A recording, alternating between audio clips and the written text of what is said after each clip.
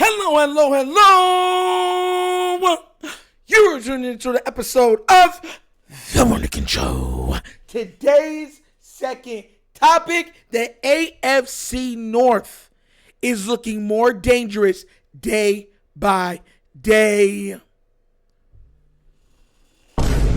Look, guys, you know what's crazy? We've watched player after player have the opportunity to go play and to be a part of other teams, right? We've watched them have the ability to go to teams they even like, but somehow, some way, all of these players end up in the AFC North. And honestly, I don't know how. You must be wondering what I'm talking about. So Russell Wilson, right, is scheduled to go, check out the Cleveland Browns. Mind you, he was the quarterback for the Steelers last year. The Steelers are in talks right now with acquiring Aaron Rodgers on a team that already has George Pickens and now the $135 million receiver, DK Metcalf, also. So I sat back and I'm like, oh my God, this thing is not getting any easier. And for anybody, and I want you to understand this, right?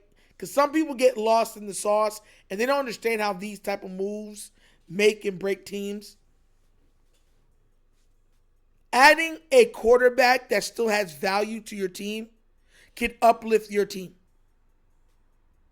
From blah to wow. Very quickly. Especially when you have the pieces around him. Must be wondering what I'm talking about, right? Because remember this. What's his name from the Jets that played for the Panthers, went to the 49ers, and then went for the Minnesota Vikings, right? He was seeing ghosts and everything. Turned out and had an amazing year. Minnesota won like 14 games or whatever else it was. And now he's getting big money and he's winning games. That's facts. You can't even argue it. That's what happens with a lot of teams. Sometimes when you have a big money quarterback, it takes away from your ability to properly build your team. So you have to cut corners in certain areas.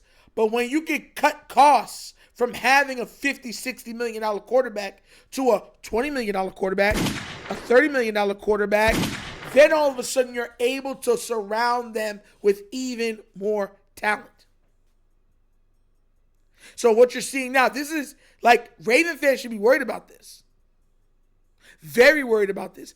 I know what people are going to say. Aaron Rodgers is washed. He can't play. I'm not worried about him. You'd be out of your mind to believe Aaron Rodgers on the Steelers would not do well. With that defense, those weapons, he wouldn't be okay. Y'all outside of your minds. And him, Mr. Let's chuck it down the field, with that defense, only thing you're going to be worrying about is what's going to be the run game for the Browns because Nick Chubb's a free agent. He's gone. You know what I'm saying? And stuff like that. And, of course, you got rid of Amari Cooper.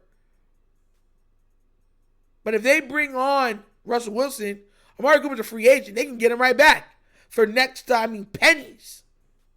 Because there's so many available free agent wide receivers. You can pick two of them guys and be good.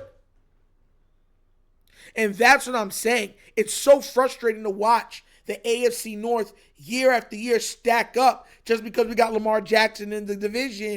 They're not stacking up to face the Bengals. They're not. For as good as everybody says Joe Burrow is, he cannot carry the weight that you see a Lamar do or Josh do or even a Patrick Mahomes do.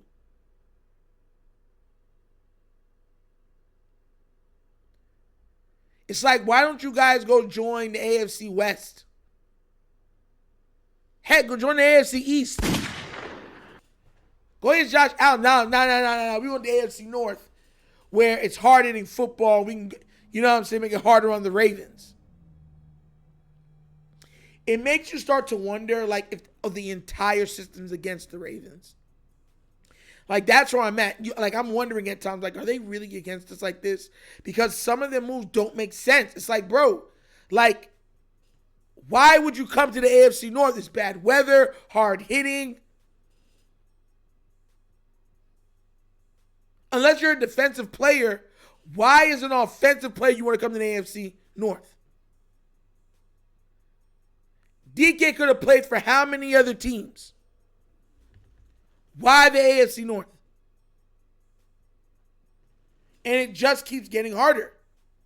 There's no reprieve. None. And like I told y'all before, I know a lot of you are going to say Nitro's not a big deal. Yes, it is. Listen, when you put seasoned players in positions to be successful, more times than not, they become successful. They outplay what you thought they were capable of. Look at Cal Van Noy. There is not one Raven fan that did not chalk up or laugh at acquiring a Cal Van Noy. Cal Van Noy's had the best 2-year stretch of his career. Jadeveon Clowney had his best career year. Old, everything else as a Raven.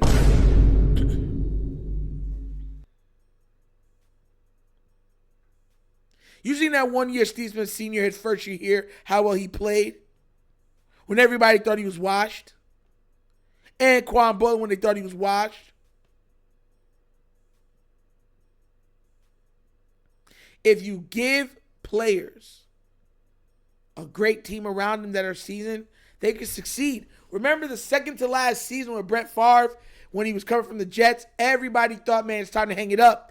And he had, arguably, statistically, his best season as a Minnesota Viking.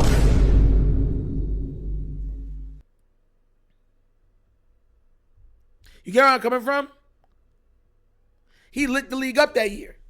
It took the Saints literally taking cheap shots on him and trying to kill him to stop the Minnesota Vikings that year. And that's my point I'm trying to get at. If you're looking at this just saying, oh, individually they're not great, whatever. But what they'll bring is stability to the most important position on the field. And once some of these teams get stability, they're hard to play, especially in the AFC North. We got to play these guys twice. The defenses are without no quarterbacks are hard enough to play in the AFC North. Now they're going to have playmakers at the quarterback positions. It's nasty work, man. So I'd be wondering, I'm like, bro, this can't be life. Aaron Rodgers can end up as a Steeler. He can end up as a Brown. Y'all gotta be kidding me. DK came over to join the Steelers. Darius Slay joined the Steelers. Bro, like I said, man, that junk just pisses me off. It's like, bro, go somewhere else. Like, yo, my gosh. But what do you guys think? Does this bother you? Does this put a little bit of pause for your cause? Or are you saying it doesn't matter, they're old, decrepit, they're Tales of the Crypt Keeper, you know what I'm saying? Nothing but bones and skin. Let me know what you think down in the comment section, all right? But as always, that's episode of The Wunderkind Show!